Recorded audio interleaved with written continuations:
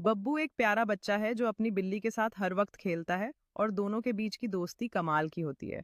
बब्बू और उसकी बिल्ली एक बगीचे में खेल रहे हैं जहां फूल खिले हुए हैं और बिल्ली तितली का पीछा कर रही है। बब्बू अपनी बिल्ली को खाना खिला रहा है और उसकी आंखों में प्यार है जबकि बिल्ली खुशी खुशी अपने खाने में व्यस्त है। बब्बू और उसकी बिल्ली पार्क में एक पिकनिक का आनंद ले रहे हैं जहां चारों ओर स्नैक्स बिखरे हुए हैं और दिन बहुत सुहावना है। बब्बू और उसकी बिल्ली एक बड़े पेड़ के पीछे छिपने छिपाने का खेल खेल रहे हैं जहां बिल्ली कौतूहल से बाहर झांक रही है।